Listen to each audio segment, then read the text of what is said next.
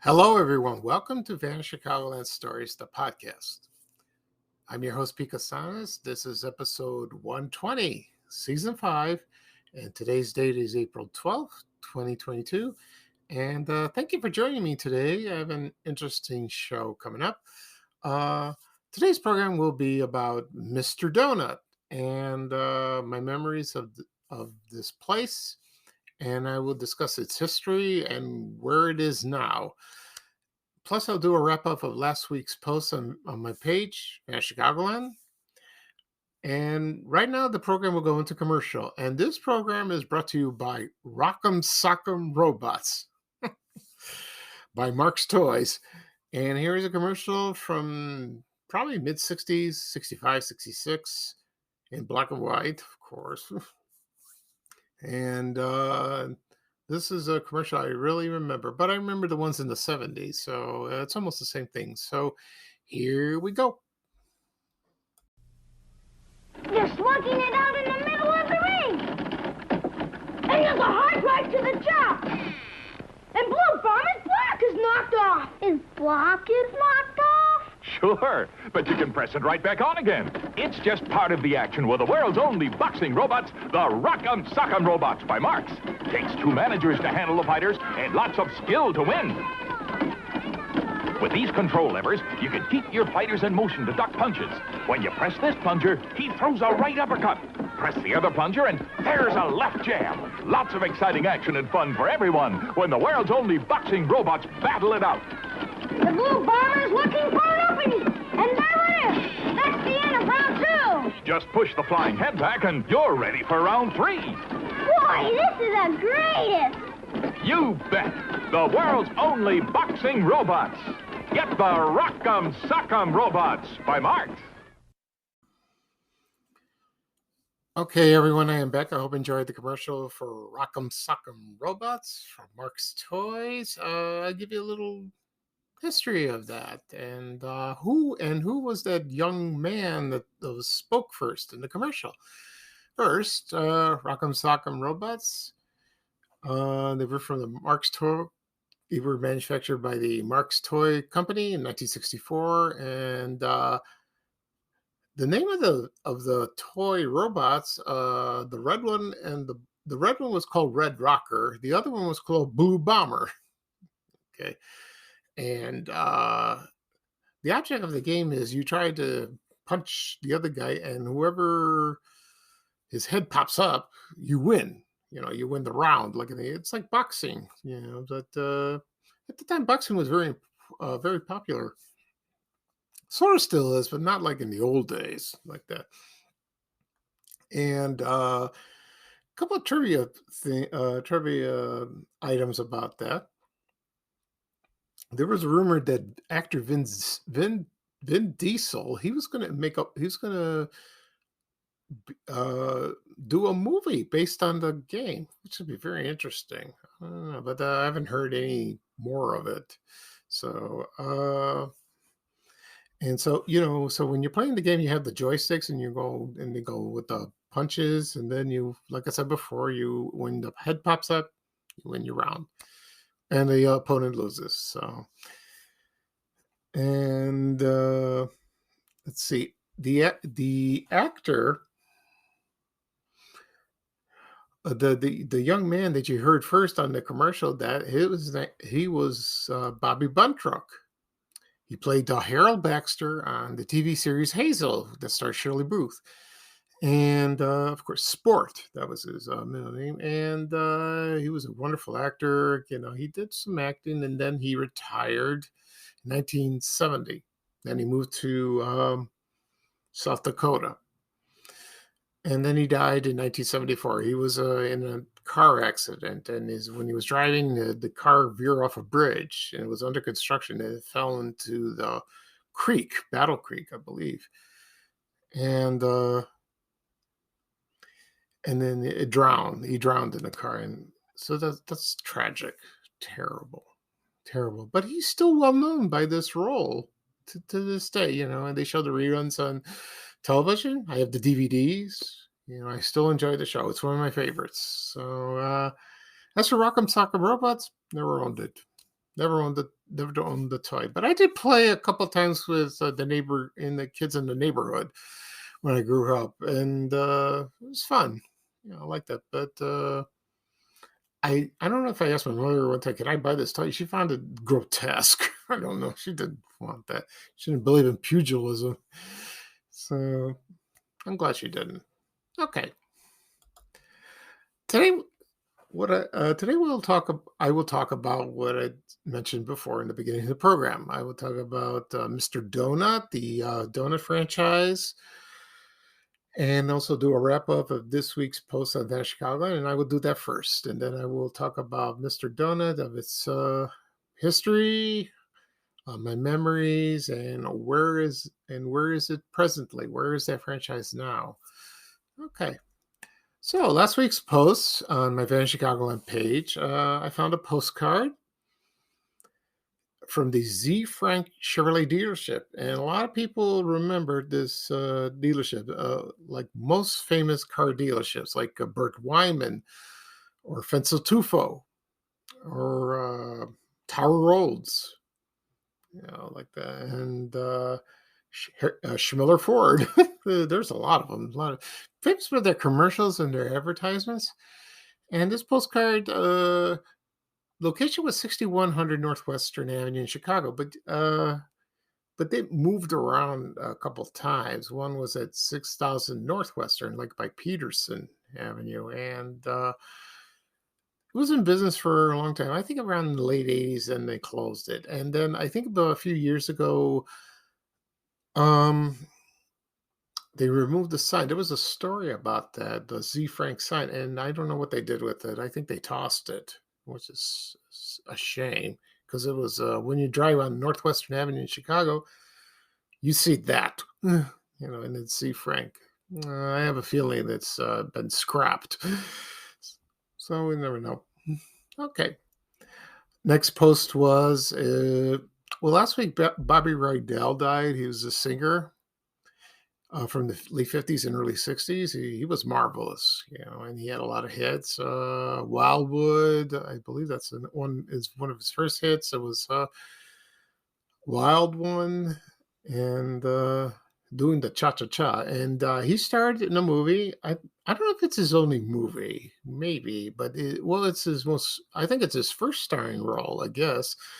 Major role in Bye Bye Birdie in 1963. He sang and danced with Anne Margaret. I've seen it a few times on cable. It's a wonderful movie, nice, wonderful songs, dancing. It starred also Janet Leigh and Dick Van Dyke, and he sang in the song. I don't remember if he danced. I don't know, but he did sing a song. Famous for Put on a Happy Face, and let's see who else. Ed Sullivan, and of course Paul Lynde.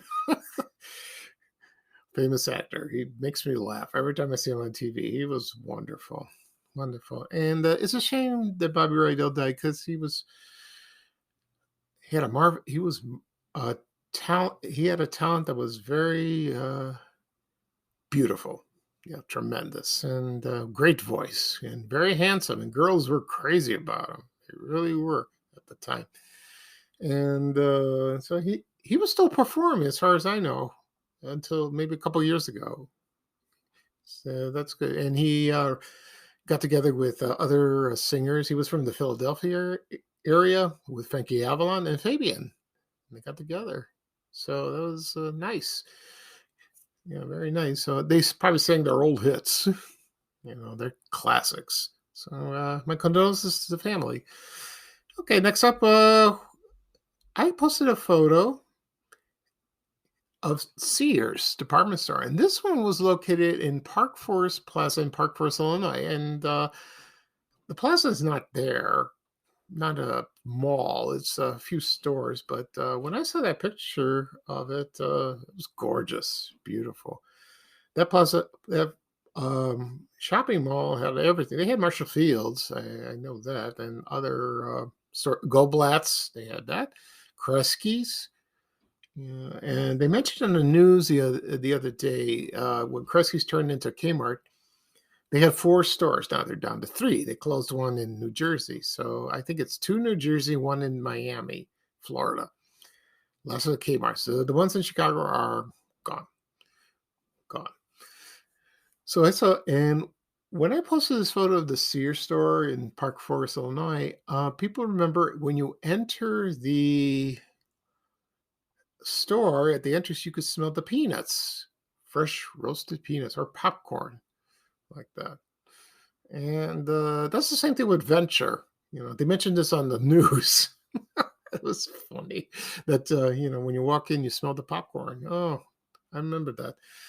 But Sears did that with the peanuts, the fresh roasted peanuts or the popcorn. I remember that. So that's sad. But it's a gorgeous photo. So if you check out on my Facebook page, you will see it. Okay.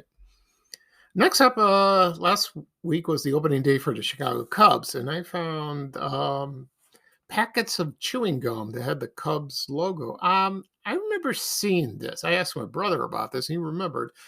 I don't know what flavor it was, probably regular, I guess. And, so that was interesting. People who are not Cubs fans, they will sometimes they get a little nasty. and that's how it is. It's competitive. It's too competitive when it comes to sports. You're a Cubs fan, fine. If you're a Sox fan, fine. Same thing with football. Same thing with basketball. Well, I think it's more intense with football, and then probably the same with the sports, with the Cubs. So, there's a rivalry. The Cubs on the north side, Chicago White Sox on the south side, but, it's vice versa. Yeah. So I'm glad. But they won. So that's good. Excuse me. Anyway, so I found this on eBay and I posted it. So it's very interesting. Next up, I found a interesting item. It's from the Sound Warehouse Music Store, and it's a wooden crate kit from the 1970s. And you put it together and you use it as an end table or any type of table or shelves, or you can stack your vinyl records. I remember seeing these, and I think Peaches Records and Tapes had the same thing, or other record store, excuse me. But this is a crate, and then it was unopened. So you put it together. But vinyl is made a comeback. People love that. And I also heard that VHS cassette tapes are making a comeback. I hope so. I got a lot. I used to have a large collection, but I had donated them. But I still have a few around. So, but the Sound Warehouse store, they were all over the Chicagoland area. They were there for a long time, 70s and 80s. Okay. Next up, I found something interesting. It's a box of cakes of soap, soap bars from the Fair department store. I found this on eBay and untouched, never used, and they look beautiful. And the Fair department store was a store. It was there for a long time, but it went. Montgomery Ward bought it, and they turned all the remaining Fair stores into that. And a lot of people remember that store downtown, also in Evergreen Park and in Oak Park, Illinois. And they said it was a good store. From what I heard from people, they had an interesting Christmas display, and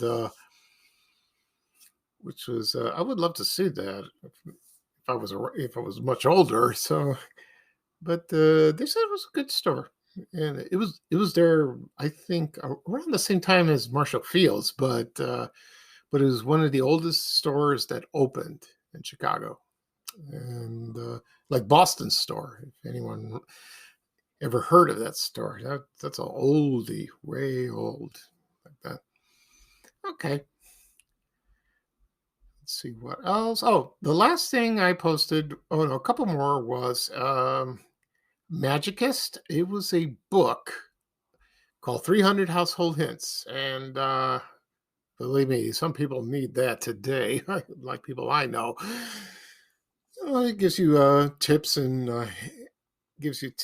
advice how to clean your house, make your house clean and all that, or how to get rid of stains on a rug, stuff like that. And Martha Stewart tells you stuff like that, or you watch any show on cable, They would give you like or any regular, and people that get on talk shows and they talk about that. Some are very useful, some are very helpful, but Magicist, that's a good find. Everyone remembers the lips on the expressway, especially the Dan Ryan or on the Eisenhower or on the Kennedy. You remember those, the kiss of beauty. That's their slogan. And it was a wonderful company. People missed that. Next up, last thing I found a photo of a cake. And it's from the Bernie Brothers Bakery, credited by Donna Friedrichowski Lindgren. I apologize, Donna, for not crediting to you, but I did. But thank you for letting me know. And it was a communion cake. And the reason I posted that is the box. It's the pink box. It was famous for Bernie Brothers, and they're gorgeous. So those are hard to find. They're tough to find. So once I posted that, people remembered the beautiful box. And Bernie Brothers had their own company. They were standalone, and then you found them in Jewel food stores until like in the late 70s, and then they were gone, which is a shame because their cakes and their pastries and donuts and cookies were delicious. Okay, so that's all for the posts now, and right now I will talk about Mr. Donut. And Mr. Donut, I remember this place very well. I'll give you a little history of that, and I remember who found the company and my memories and where it is now today. So Mr. Donut was a chain of donut stores. First it was founded in the United States in 1956, and it was founded by Harry Whitaker. I think I pronounced his name. And I think it was founded in Boston, I believe. I'm not sure. So his brother-in-law, his name was William Rosenberg, and he was the founder of Dunkin' Donuts. And they were into partners. And so Harry Whitaker created Mr. Donut and with his son-in-law in the same year. And they started opening in the United States all over. And it just exploded. They were very popular, and they were competitors. They really were, or maybe they were. I don't know. It's kind of tough to figure that out. And I remember the locations. I think I went once to Mr. Donut, and one location was in Oak Lawn, Illinois, and probably in the 70s. And I think it was like on Cicero Avenue, I believe, near Southwest Highway. I'm not sure. I could tell if it was better than Dunkin' Donuts. Maybe not. I don't know. So I found an ad in the Chicago Tribune of locations, and this ad is from 1972, and I'm sure there were others. They expanded more as time went on, and they had a few places in Chicago and also in Carpentersville, Downers Grove, Elmhurst, Glen Ellen, LaGrange, Lombard, Morton Grove, Mount Prospect, Olympia Fields, Palatine, and Wheeling. Okay. And in 1971, they opened one in Japan, in Osaka. And they opened a training center, and that was popular as well. And then they expanded, and they went through other countries in Asia, China, I think, Indonesia, and most of the Philippines, Thailand. So like I said before, it was very popular. And then expanded worldwide. Okay. Then and also they opened in Canada. Then in 1989, they were acquired by a company. It was a corporate giant called Allied Lions, and they acquired Dunkin' Donuts also, and that became a subsidiary. And also Mr. Donut, too. And they've started closing all the franchises in the United States. I think about running in the like in the mid 80s, late 80s. So after like about 1990, they were gone. So you wouldn't find them anymore, which is a shame. Interesting enough, there is one store left in the United States. I've seen this many times on my Facebook page on Vanished Chicagoland that they said there is a location in Godfrey, Illinois. It's a town outside of St. Louis, Missouri, and it's still there, as far as I know. So I checked on Facebook. They have a Facebook page, and believe it or not, it's still there. So if you're in the St. Louis area, go have a donut. See how it is. I don't know if it tastes the same as before. So that's interesting, But some people say, well, Mr. Donut's still in business. True, it is still in business, but not here. It's not in the United States. I mean, maybe just one location. Just like I mentioned about Kmart. There's 3 locations there, but most are gone. And Sears is gone. So, they're not as prominent as they used to be. Okay. So let's see. And they had all kinds of varieties of flavors. Plain, powdered jelly donut, whatever you want. French crawlers, like that. My favorite is Bavarian and coconut. I love that.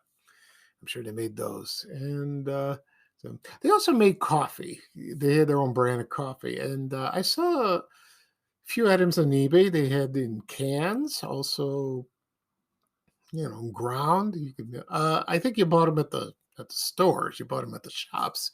I don't think you saw them at grocery stores. I don't think so. And so I don't know how the coffee was. Never bought it. Never bought it at all. Okay.